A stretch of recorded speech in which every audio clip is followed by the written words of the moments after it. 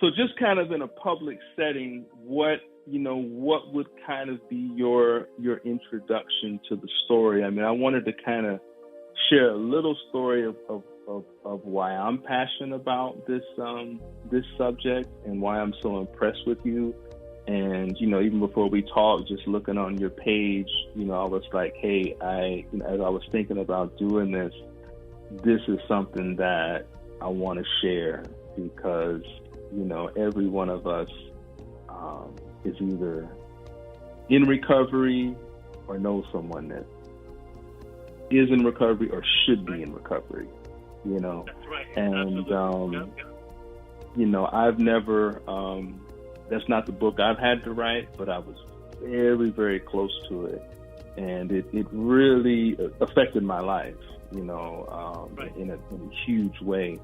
So, haven't heard your beautiful message. I mean, what could you share just in a kind of more public forum of your story? And it's really incredible, bro. I mean, you really are a light, man.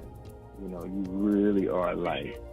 I saw it before, but after hearing the nitty gritty, I'm like, yo, man, brother's doing it for real. I'm proud of you, man. I appreciate that so much. What I can share, I mean, what I sent you obviously was a 12-step talk. Lately, I get asked to come speak in a lot of 12-step meetings because that's kind of where I got my life back. I went to rehab, and rehab sends people to 12-step meetings because that's where the message is at. So I heard enough messages to where I just kind of got engulfed. But as far as my story goes, I could say this. So I'm Persian and Iranian. You can be called either one. If somebody says they're Persian or Iranian, it's one and the same. Iran was once named Persia, right? So, and I was born in Germany, and to both Persian parents that had met in Berlin. And they had my sister and I, and then we moved to to Salt Lake City, Utah, when I was very young, 5 years old. First day of kindergarten, I was in elementary school here in America, and all I knew how to speak was German. I didn't even know how to speak my mother language, which would have been Farsi. And then, coming to an all-American school, it was predominantly a white school. Mormons were, they dominated the population in Salt Lake City, Utah. And then this Iranian kid suddenly shows up, and it was right around the time, right before the revolution was about to happen in Iran, where the Shah was going to be overthrown. So there was a lot of diplomatic turmoil between the U.S. and Iran. And the hostage crisis and everything. And the hostage crisis happened, which, of course, the hostage crisis was happening over there, and all those Americans that were living there were held captive for 444 days. And little Pejis over here in America suffering the repercussions from people that didn't really care for me. I would get called the Iranian kid. I think I experienced prejudice and an ass kicking for breakfast on a daily basis for a while during that era. Yeah, it was bad. I got called all kinds of racial slurs and racial names, and people told me out. They said a lot of things, and so obviously I did not feel comfortable in my own skin. Right. My skin was my sin. Most Persians are very olive skinned. That's how they're born. I don't know what happened in my family, but for some reason, God struck me dark, which to some people, they would love that because they'd never have to go to a tanning salon again for the rest of their life. But for me, growing up in Utah, most of the people were white, blue-eyed blonde hair, so I just didn't fit in. And at a very young age, I started experimenting with alcohol, which was more accessible, especially I go to weddings and people be drinking, and I do whatever I could to have a good time because it was really boring. And if I got a little bit of liquor in me, I'd dance better, I'd look better, I'd feel better. And I was 12, that was my first drink, and before you knew it, being an outcast in Salt Lake City, Utah, I kind of gravitated towards other outcasts too, other kids that felt like they were different, you know. Right. Hence the love and adoration I have for Prince was because most kids growing up in Utah were loving Ozzy Osbourne and Motley Crue, which I love heavy metal because it was all me around too, me. actually. Yeah. It was all around. I was surrounded by it, you know. I was a little black boy with an Iron Maiden T-shirt. You know? Right. For real, yeah. With you. Exactly. So at the time growing up in Utah, Prince was, you know, obviously he was on the radio because he was commercially so big or was growing so big. But I was like the only kid in my neighborhood that really liked Prince, and people started looking at me funny, like, "Are you gay or something? Like, what? Like, why would you like him?" But right. But once I had a few heavy metal friends, the second I let them listen to a Prince cassette, they were like, "Oh, man, this is." They got it. So, yeah, they got it. They got it. You know, if they knew music, they understood music. They understood Prince. So that was cool. You know, so growing up in Utah, I had a lot of issues with you know, certain people. I'd get in fights a lot. I actually got into a fight with a kid that I was growing up with. That we used to be friends, and then we kind of just turned into arch enemies. And he pulverized me. He pretty much beat me up in front of the whole school, and it was humiliating. So it messed with me for a long time. I carried around that pain for a long time because he had beat me up so bad and stomped on my face that I had my braces were stuck into my gums, and I had to have them removed by the orthodontist. And you know, there was a lot of tension in my house. My dad was a very violent man, and he was just an angry man. You know, I think that was his upbringing, and that's all that he knew how to be. He expressed himself with a loud voice and sometimes with his hands and objects and things like that. So, you know, I was a troubled child in a sense. I mean, there was a lot of love in our house. My mother was very loving. My dad, as violent and angry as he was, there was times when he would be remorseful and he'd come back in the room later after a good beating and then, you know, stroke me and say he was sorry. He wasn't just a heartless father that didn't feel bad. I think he definitely regretted his actions a lot. But this is something that became embedded in me. The tension, the resentments, resentments, and so, you know, I couldn't wait. I always wanted to live in California, and we would come out to California on vacation every so often, and we would visit our uncles and aunts and cousins over in the valley. And that was, for me, it was like, you imagine living in Utah where once a year it gets extremely cold and snowy, and now you come out to this place in January where there's beaches and the sun is always shining and it never rains in California. Beautiful people everywhere, and beautiful people everywhere. So, and Disneyland, as a kid, Disneyland. Like, whenever we come out here, I think, you know, if I go to Hollywood, that's what I'm going to see movie stars. Probably just walking down the street. Right? And so I would always be looking out for them, and I was a naive little kid that just thought, like, they're everywhere.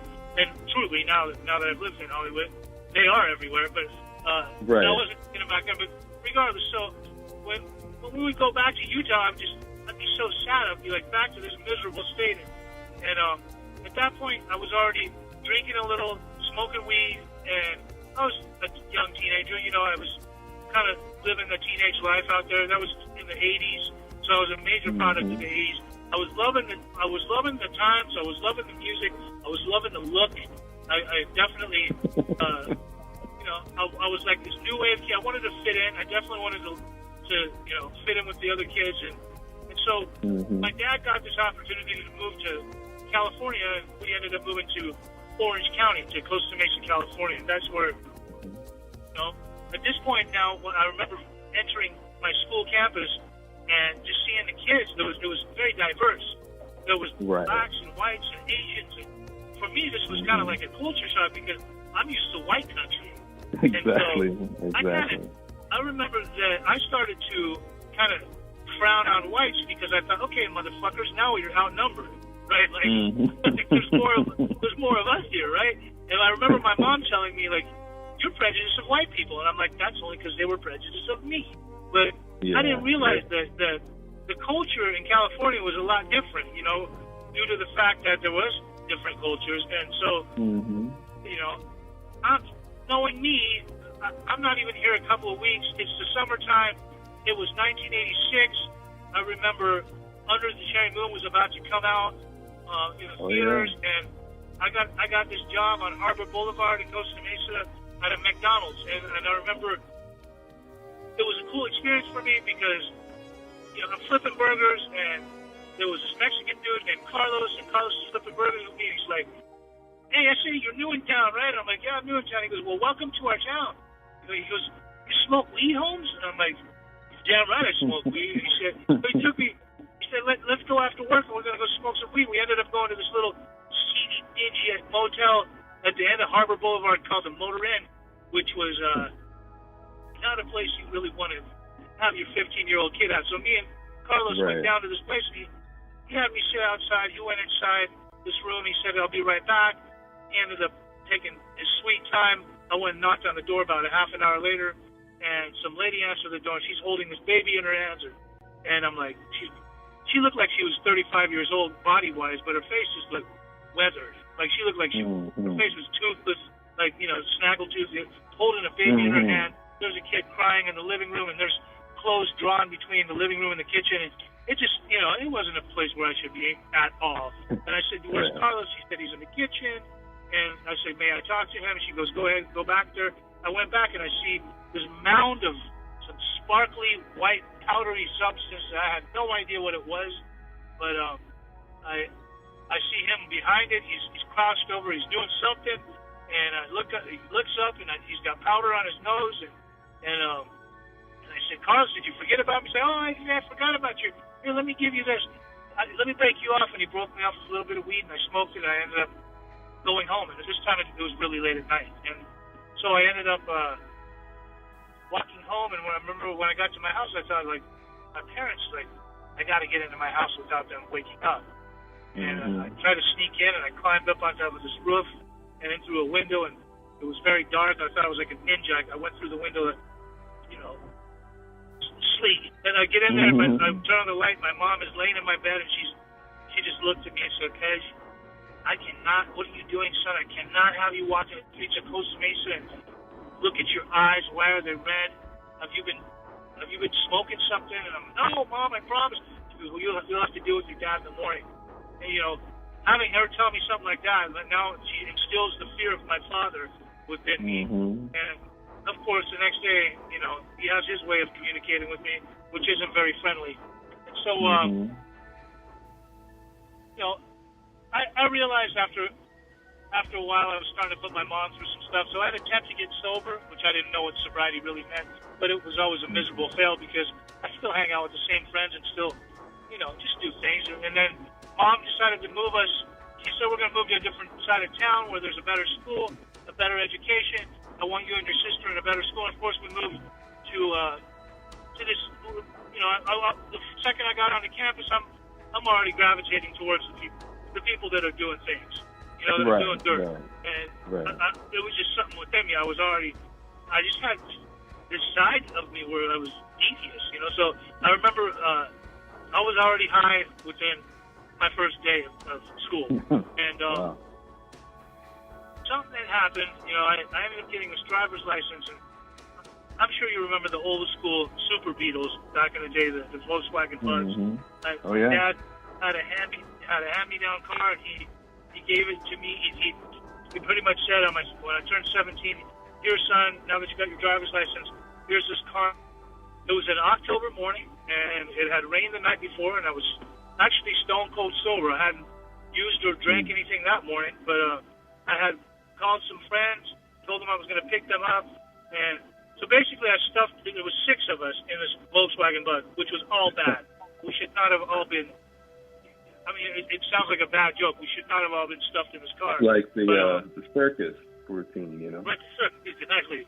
So we're driving to school, and out of nowhere, I'm going up this road. Out of nowhere, this 14-year-old kid comes out on his bike right in the middle of the street, right in front of my car. Before I knew it, he went over the top of the hood of my car, into the windshield shattered, car kept rolling, crashed into a van. Kid's body was flung over the top of the van, and he went head first into the ground. And my whole life just went into slow motion right before my own eyes. It was like the most dramatic experience. I got out of the car, and I was like, did I just hit a human body? Did that just happen? Wow. Like, I went around and looked inside of the van. I thought, oh, my God. And I saw the kid laying face down, and I just didn't know what to do with myself. I sat on this curb. The ambulance came. The police came. They took me down to the police station, and they asked me a lot of questions, and then they released me. And, I ended up just going home and crying my eyes out. I didn't know what to do with myself. And, from there, I ended up switching schools and going to another school, which was no good for me. It was basically a continuation school. I just became this defiant young kid. I was getting into fights with people. I was mad at the world.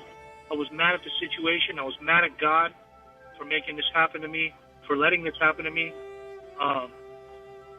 And so I guess I had caused so many crimes were accumulated by me within the next 3-4 months, to the point where I ended up standing in front of a judge, a juvenile court judge, and he told me, Mr. Alaghamandan, we don't see you fit to be on the streets of OC. You have already accumulated all these crimes. On top of that, you have a vehicular manslaughter without gross negligence charge, and therefore we think that it's best for you to go to juvenile hall for 1 year.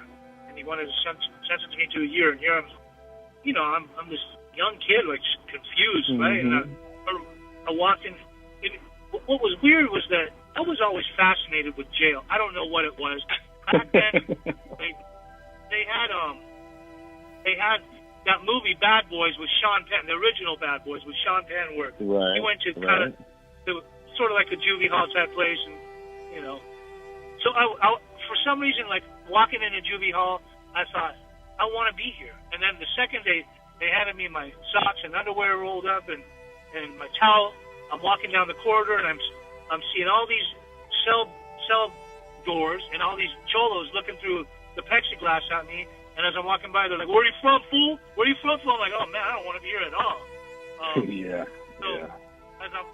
As I'm walking down this corridor, they put me in my first cell in boys receiving, and I remember I had a meltdown that night, and they ended up putting me in this ward called Unit L, which to the inmates was called the Looney Unit. It was basically the psych ward.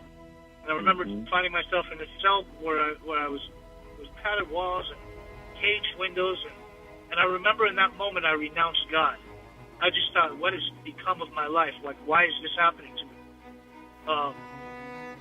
So I didn't see the light of day for 60 days. I saw a lot of things that were just bewildering. I mean, I'm talking like snot on the walls, and feces on the walls, and people that were out of their minds, and most of the adolescents that were in there had caused some kind of death to somebody. There had been gang members that had killed multiple people. There were people, that had just mental patients they wouldn't be patients. They were just locked up because they had killed their parents.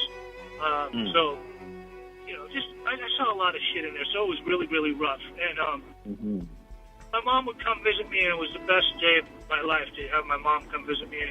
And she would tell me, if due to the circumstances, we are coming and we're supporting you. But if you ever were to get in trouble for drugs or anything like that, never call me. I'm like, okay. So I remember just being in there and thinking I want to be good, and I got out on good behavior. And by the time I got out, my parents, as dysfunctional as our family was, were experiencing a divorce. And so it was really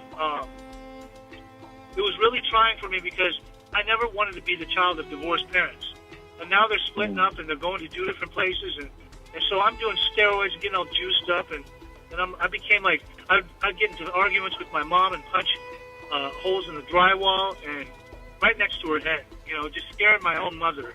And then tell her I don't want to be here. And, I was barely turning 18, so I go to my dad's house. And then I get in an argument with him and go back to my mom's house. I was like this yo-yo latchkey child going back and forth, back and forth.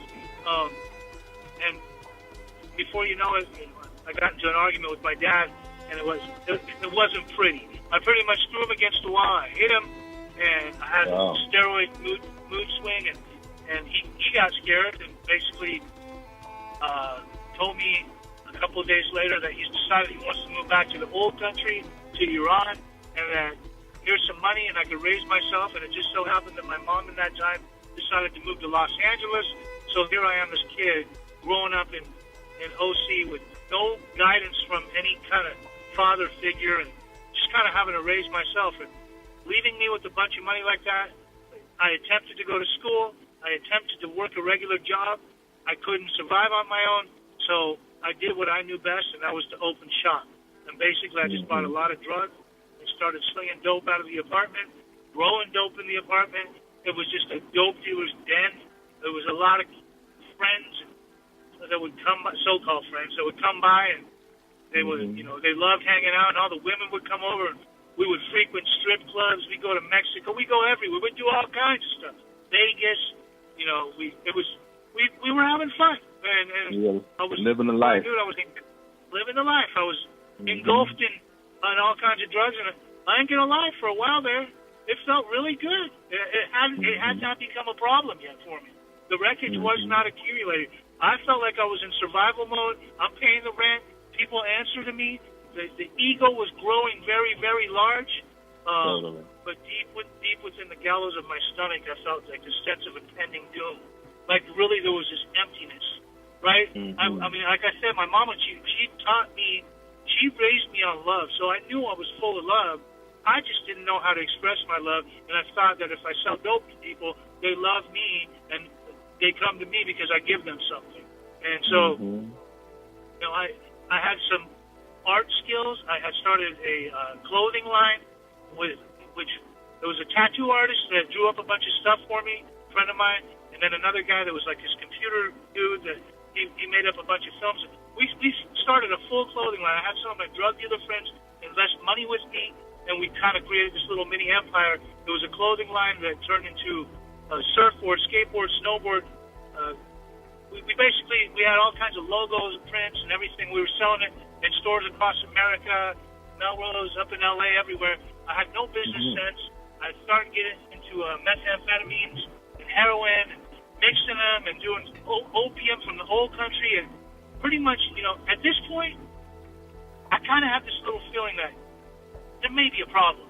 Because I remember that my partners all backed away from me and told me that we cannot work with you because we go to these trade shows in Vegas and you just go gamble all night long and then you don't even make it to the trade show. And I'm like, so what are you guys saying? They said, we don't want to do business with you anymore. I'm like, well, then walk away because I fathered this company. I came up with all the ideas. This is all me. Again, the ego is just, running the show. And so all these people are backing away from me. I started to accumulate so much wreckage in my life to where I was getting evicted from places I was living in. I was involved in some home invasions that I got in trouble with the law a few more times. And so by the time I was 30 years old, I attempted to my mom moved back to OC because she knew something was wrong with her son, and she allowed me to live at her house. And so I wanted to get sober. At this point, I knew that I need to quit living the lifestyle I'm living because I'm getting older now, 30 years old, and instead of quitting, being enabled by my mother, I got worse. And, I started slinging dope out of my mom's house. The garage was another drug haven where I would just sell anything. I had gotten mixed up with these Mexican mafia cartel dudes where they were giving me methamphetamines on the front, and I'm slinging dope out of the garage or down the street or, in high rises, just thinking I'm living the life again. Like this had become a way of life for me. It's all I knew. I never went to school to gain an education to learn how, to live like a regular person in society. It was drug dealing was all I knew. I was programmed to sling dope. So within a little while, again, the police decided to pay me a little visit. This time it was a methamphetamine task force, which was sheriffs and police from different parts, from different counties and cities that had all come together and formed a task force to raid and catch people that were either cooking meth or selling meth or all in the same. So by the time they came to her house, and I was in the garage one night, and I remember being with my girlfriend at the time, and I hear voices outside the garage, and I tell her I'm hearing men's voices, and she's like, "You're just crazy. You've been up for too many days." I said, "No, you don't understand. I hear men's voices. I promise you." She goes, "Just go open the garage. It's probably your neighbor Adam." I open the garage, and they're all standing there in black T-shirts with that say police on them with guns drawn. And they tell me, "Hello, Mr. Alaghamandan. Hello, Pej." And I said, "I thought you guys would never come." So again, they took me. They locked me up. 30 years old, sitting in OCJ. And of course, every time Pej would get locked up, Pej will start praying, "God, please, God, if you're there now, please get me out of this mess." All the other times, I'm agnostic, I'm atheist, I don't want to believe, I don't feel comfortable believing, but, at this point, I found myself helpless and hopeless. And remember I said earlier on that my mom told me if I ever got busted for drugs, she would never come and see me. So I didn't call her. And I remember the day they took me in my orange jumpsuit, and I'm sitting in the courtroom, caged up like an animal, with handcuffed to a bunch of these MA dudes. I see my mom sitting in the courtroom, and she's got that look on her face, like just crying, just sad, just shaking her head, and she wouldn't even talk to me. My sister would come with my mom and my aunt and talk to me through the plexiglass on this little phone thing, and Mom would just tell my sister all these things and tell him he's not coming home when he's getting out of here, and tell him he needs to go to sober living, tell him this and tell him that, and I'd just be crying my eyes out. I was just a lost soul, So, so I got out, and I remember Mom wouldn't let me stay at her house, and she told me there's a sober living. It's run by a Persian guy. It's over there in Huntington Beach, and I'll take you there, and you can talk to him. I went there, and this guy, his name was Sialak. He's this little Persian dude, right? He was probably like in his 50s at the time, early 50s. He kept walking up, and he's like, "How are you doing? This is sober living, and we have rules and regulations, and you need to follow them, and you go to a meeting every day, and we're going to do groups, and this and that." I'm like, thank you very much, but no thank you. And I ended up just leaving that place and going to another place. And over a period of time, I found my way back into my mom's house, and once I got the heat off my back and the probation off my ass, I ended up starting to use again on the weekends. And it just started with a drink, and then it resumed with some weed, and then from the weed back to the speed, and from the speed, I was just engulfed. And it's a progressive, alcoholism and drug addiction is very progressive.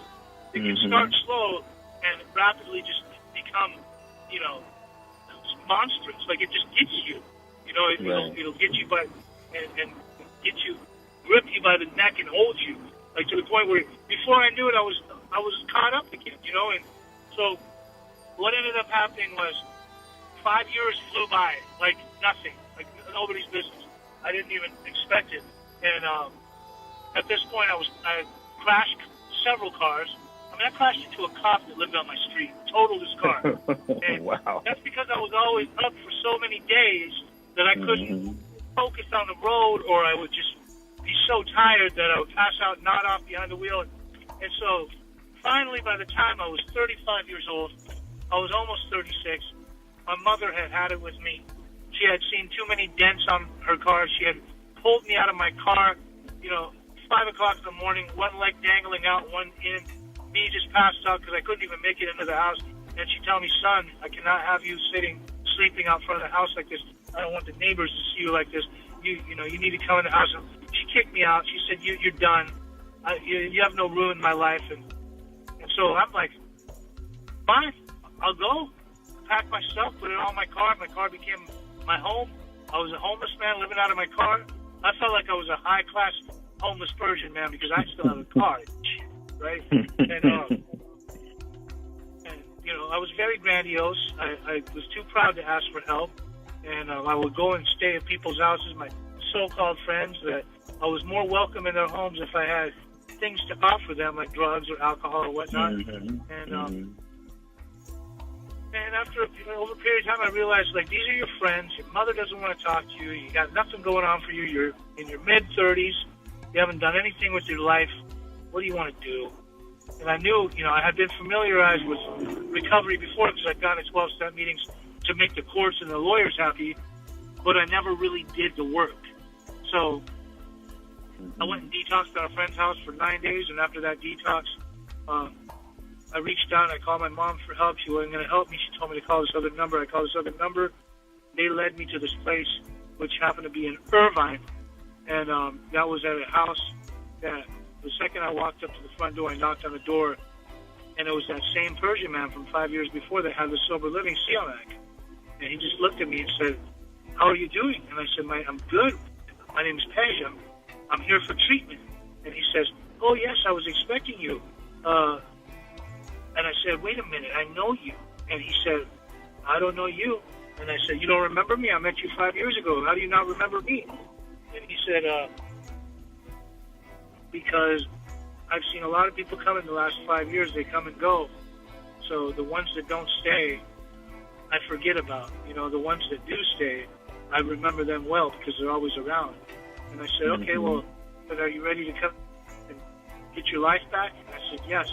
And I went in and sat down, and he's talking in the intake process about a 6-month to a year program. And I'm like, "No, man, this is a long time. Like, I got things to do." And he goes, "What do you got to do?" I go, "Well, you know, I want to get a job and this and that." And he goes, "You're living out of your car, man. Why don't you just, you know, surrender? Why don't you drop the shovel?" And I'm like, "What do you mean the shovel?" He goes, "The shovel, man. The shovel that you're digging your own grave with." I said, "All right, man. I'll do what you say." And you know, it wasn't easy at first. I was a little combative with him a few times. I was a very angry kid, obviously, just because of my upbringing, and so I got into it with a few times. I got into it with him, and then over a period of time, I started to realize, you know what? This guy dedicated his life to running this place and helping us. He's a counselor, and every time I argue with him, it seems like he's assessing me and sizing me up and looking at me up and down and telling me that I have anger issues and I need to work on that. And then I started to just trust him. He broke me down and built me up. He basically, you know, chiseled away at my ego and made, over a period of time, the court cases, the bills, all the problems, and all the stuff that had accumulated in my life and made me, you know, help bog me down for so long and hold me back in life. All of it started to work out just from the guidance of this man. And he would send us to 12-step meetings, and I ended up doing that. And that's truly like where the message was always strong, and I got my life back, you know, by hearing other people's experience, strength, and hope. And then he told me that, "Tej, I love you, and I love the way you are in the groups with the, you know, our group therapy, but unfortunately, you have no empathy." And I said, "See, I don't even know what empathy means. What's that mean?" And it sounds like sympathy. And he said, "Well, it's similar, but it's basically when somebody's in group, you tear them to shreds. You don't think about their well-being. You're telling them what's good for them, but you're hurting them because you're not. It's the way that you say it to. It's not what you're saying; it's how you're saying it." I said, "Oh man, I don't want to do that." And I do realize, like, I have an angry tone. What do you suggest? He said, "I suggest you go to school and become a drug and alcohol counselor." I'm like, "Nah, man, I don't do school, man. Me and school, we don't jive together. Like, come on, what are you talking about?" I said, "Come on, man, just give it a try." I said, "See, when I was in high school, I was a 1.8 grade point average student. I never did well." He goes, "Were you loaded in high school?" I said, "The whole time." He goes, "Well, of course you were not good in school. You were high. You know, you put the high in high school." And I go to college, and I said, "Okay, I'll listen to you." And I ended up going to Saddleback College and finished top of my class. And it was good because through that, I didn't realize, like, academically that I had a lot of potential. You know, I was well-read, but as far as, you know, this was interesting to me because I was learning about addiction and alcoholism. And I was amongst other people that were in recovery too, and I was being taught by the best of the best, people that knew addiction inside out. My professors were, I was enlightened. The day of my graduation, I couldn't believe the way one of my professors was announcing, what I had done and who I had been and how I finished top of my class. I was on the dean's list. I didn't even know. At first, you would have told me the dean's list. I'm like, who's dean, right? I have no idea because I was so disconnected from anything academically. And then I also... Can I stop you for just a second? Because I want to rewind. I think, this was after you had that, I think it was called the Psycho Night? Oh, let me go back to that. Yeah, that's really crucial. Yeah. Okay, so here was the thing that was a turning point for me in treatment. Actually, before I actually got well, because I actually still had some reservations and was broken down by that same counselor. But when I had told my counselor, because one night in his office, I sat with him. He said, it seems like you've got a lot of baggage that you've been carrying around with you in your life. Why don't you tell me about yourself? And I told him a little bit about, my family troubles and my upbringing. And then I told him about the car accident. He said, tell me more about the car accident. I told him more about it. He said, you know what I think we need to do with you? You seem like you've been carrying a lot of sadness and sorrow because of this accident, a lot of guilt and shame. We're going to do a psychodrama, and we'll do it in a couple of weeks. And I said, okay, well, do you know when my mom will visit me? Because she hasn't come to visiting day once. And he said, maybe we'll have her come for that night. So 2 weeks later, they had this family group in this big room. A lot of people, they had dimmed the lights, and there was a lot of people standing in a circle. And they put this 12-year-old kid on the ground. They had him lay down, and they put a sheet over his body. And Siamak asked me to walk around the room and just talk about that day and what had happened, when it was, where it was, how it went down. And as I was talking and reliving that day, I began crying, profusely. To the point where I didn't realize I had so many tears backed up in my head. There was so many emotion that I wasn't feeling because I was numbed out for so long from using and drinking all those years. And, I was basically masking my emotions all my life. And he said, okay, now that you've talked about the event happening, come over here and put your hand on top of this body. And he said, this is representing the kid that you hit. And I took his gulp and I said, he said, what was his name? And I said, David. And he said, tell David how you feel about him losing his life. And I said, David, I'm so sorry that you lost your life. I can't believe this happened to you. I wish it never happened. And he said, okay, now tell David what happened to your life. And I said, what happened to my life? My life? I don't even have a life. I never had a life. I don't know what having a life is like. I don't even know what to imagine having a life would be like. And he said, so now do you want to make a commitment? And I said, yeah, I want to make a commitment. He said, what do you want to commit to? And I said, I want to commit to helping every single addict, alcoholic of every race, creed, and color and age, one day at a time for the rest of my life. And I paused in that moment and looked at him and looked at the room, and my mom was sitting there, and my sponsor was sitting there, and all my homies from rehab were sitting there, my sister, and I thought, dude, you just made a commitment. If you screw this one up, you are really a loser. And I remember that the next morning, I had felt like 1,000 pounds were lifted off of my back. I felt rejuvenated. It was a major, major turning point in me to where I made this decision that I'm in it to win it.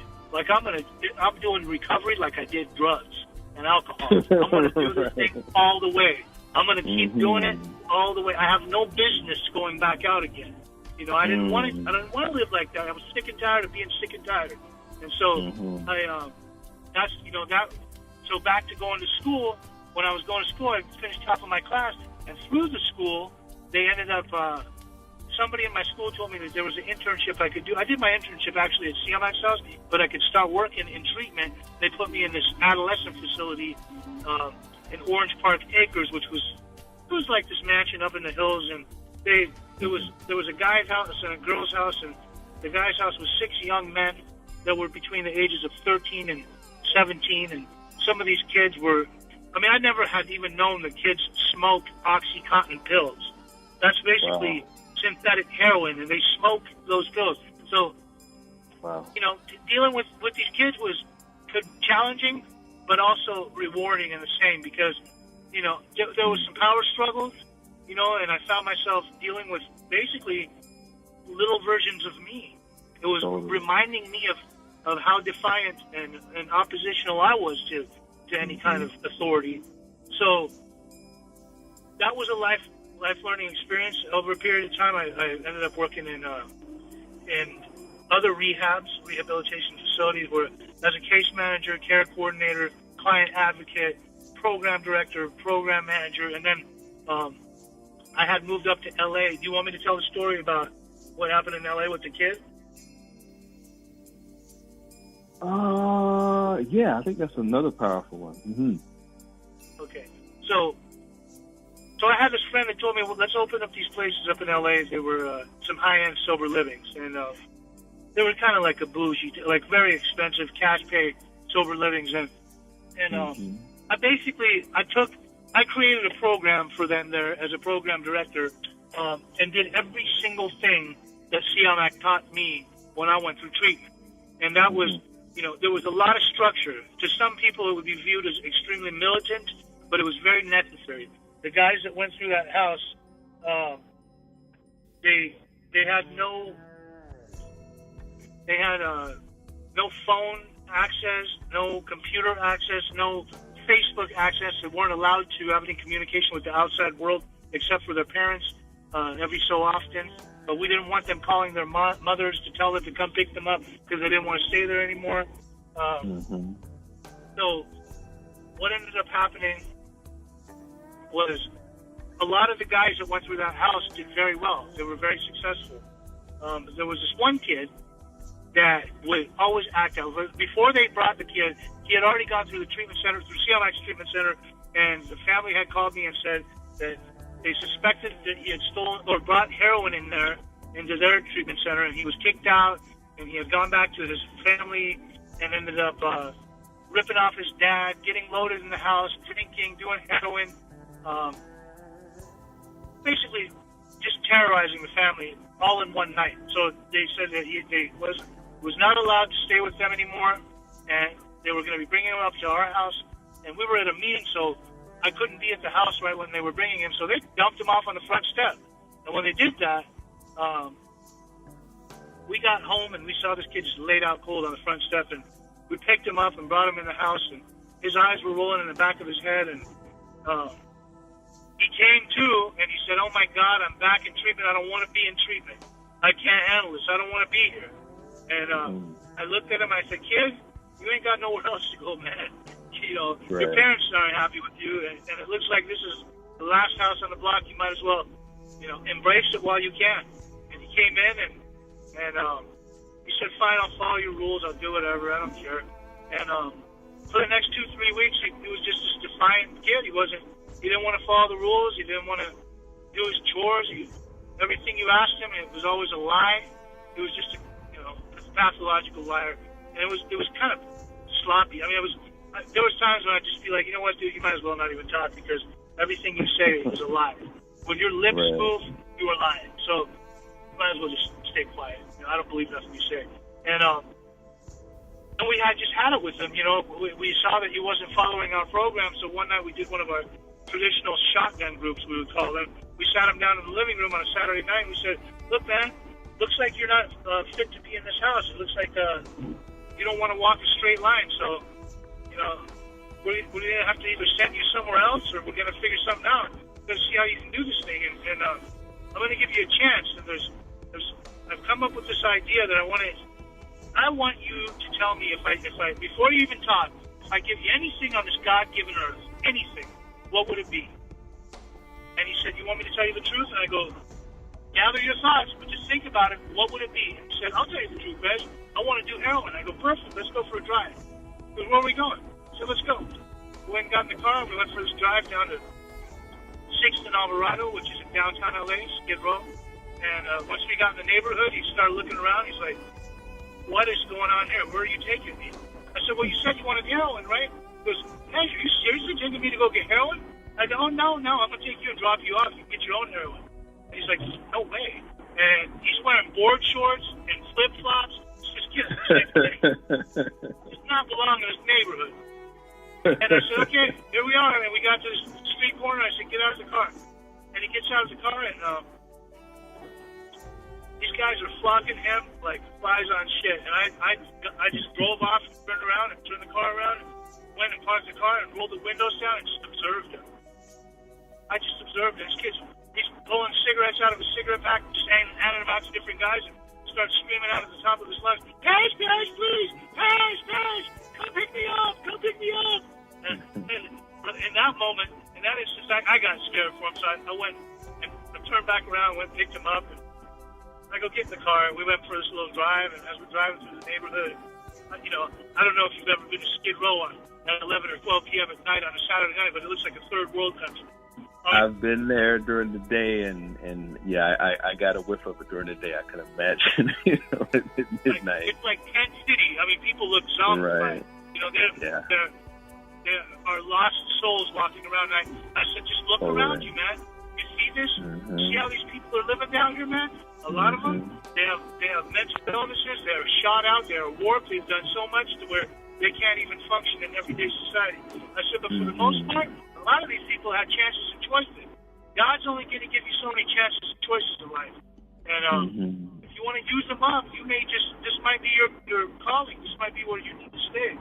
He said, no, man, I don't want to stay here. I want you to take me back home. And we took the kid back home. And he within a couple of days at his own turning point, he became clean on all accounts and started following all the rules, started doing recovery like recovery was to be done, and he ended up running that house. Now he's in law school, and he's got 3 years of sobriety. He's engaged.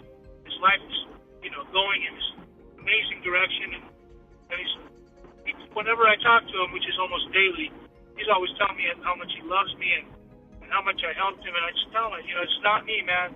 I'm just a vessel to God. I am to you what CLAC was to me, what CLAC's mentors were to him. So I'm still God's work, man. So with all this said, you know, at this point now, I just went through cancer. I got diagnosed with lymphoma, Hodgkin's lymphoma, back in December. Ended up doing a bunch of chemo from February of this year till as of July. I have been told that actually just a couple of weeks ago, the doctor sat me down and told me that I'm cancer free. And so through it all, I think that had I been still out there using and drinking, I probably would have just gotten more loaded and tried to escape. But I didn't do that. I had God in my corner. I remember sitting in the hospital rooms awaiting a biopsy or awaiting a doctor's, the doctor to come check me and see what we needed to do next. And the whole time I just kept thinking, you know, God has a plan for you. The universe is trying to tell you something. It's going to be okay, Pej. It's going to be okay, Pej. And in the end, it was okay, you know, and I'm doing. Well, I remember your post, you know, on Facebook throughout that, and you were the same way you are now. You know, it was always positive, it was always upbeat. I'm going to call this little talk the divine grace of recovery with Pej, because I know you're probably familiar with the term baraka. And baraka is Arabic word for divine grace. I had a definition of it here. Let me see if I can get one of my books here. But that's what I hear, you know, when I heard your story, your message of hope, because particularly when, well, let me read this definition first. Baraka is the Arabic word for grace, or Holy Spirit harnessed and manifested in the human being.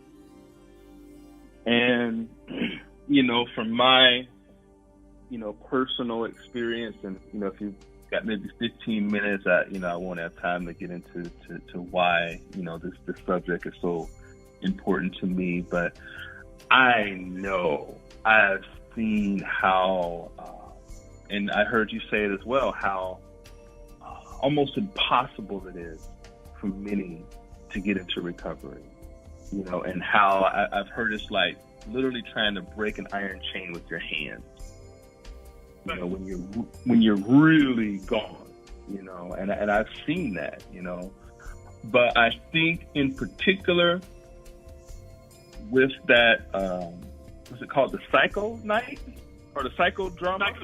Psychodrama. That was a ritual. They say, even accidentally, when a life is taken, a life must be given. And for that ritual to take place and that to be the turning point, you actually were given life because you died in that moment as well. And it was almost like, it was divine grace. And for you to say that, for you to say that, what you're going to do, it's like your higher self or your higher purpose came into your body. It just invaded you and took over, and you've done it. And that is divine grace. And, I recognize it, it's almost like the divine lottery, and now you're giving life. I don't know how many souls, and it's nothing. There's no need for a number, but to really give what you've been given is, like you said, it's God's work, and it's extremely rare, and and it's a beautiful thing, brother. And with the when you spoke about the cancer diagnosis, I thought of one of my Sufi teachers who I call my grandpa, Lex Hickson. And he was a Sufi sheikh, a Zen Roshi, a devotee of Sri Ramakrishna. He was on the Vedantic Tantric path, Eastern Orthodox Christianity. He was all of these different things at once, at one time, amazing dude. Wow. But he passed away, I think, from some form of cancer. But to his Sufi community, he announced it and he said, Alhamdulillah, praise the Lord. Oh, Alhamdulillah. Alhamdulillah. God has blessed me with the spiritual test of cancer. And that was his approach. And, and that was your approach, and that's divine grace in action. Your story is important and that's why I was like, we should definitely tell the story of the young man, because now it's like, okay, we've seen where you've gone. Now we get to see you, the one helping others, so it comes full circle, Are there any other words of wisdom you'd like to share before I let you go, bro? Only thing I can really say is there's hope in all aspects, not just in recovery. I mean, there always is hope, but there's probably people out there that are dying of depression that don't have drugs and alcohol to numb themselves out with. But I think, my personal opinion, this is what I think. I think that God has given us all souls, and I think He's given us this life to be able to, manifest God through ourselves and get in touch with our souls, because we get so caught up with the mind and body, and the mind's always trying to make the body feel good. The soul gets neglected and lost. And I think the goal of life is, if you have the capacity to reach your soul and overcome your ego, as much as that may be, then why not? There's always hope. Why be caught up in sadness and turmoil and anguish? And why not find the best version of ourselves and live through that? Totally. And that's one thing when I went to a public AA meeting with this girl I was involved with, and I heard the steps. I was like, wait a minute, anybody could use this. This is not, we can apply this for anything, and even, just looking at the steps, just powerless. There's something we all are powerless over. Yep. My personal experience listening to to your story, listen to other stories, there's a common like characteristic. And one of the biggest ones I've seen is just, it's almost like a God complex, like ultimate narcissism. And, you know, for you to say like you renounced God, you know, right. And then, you know, that's why that first step is, you know, like you said with your sister, you know, it's sort of, well, I'm not powerless. You know, it's like I don't feel powerless, you know, and that was definitely the situation with the woman I was involved in, was that, yes, she, you know, no matter how much her life spiraled out of control, she would not give up control, you know. No, we just want to we want to have all power. Yeah. And that's the problem. And that's the problem. Lack of power, which is God, is our dilemma as addicts, alcoholics. That's why our God becomes the drugs and alcohol. Right. Yeah. It's incredible. Yeah. But yeah, brother, you're a living, breathing example, man. And thank you. Yeah, I applaud you, bro. It's a beautiful thing. Beautiful thing. I appreciate you. I appreciate you taking your time to hear me. And totally, bro. Word up. All right, brother. All right, brother. Have a good night. All right, Thank man. you. Cool.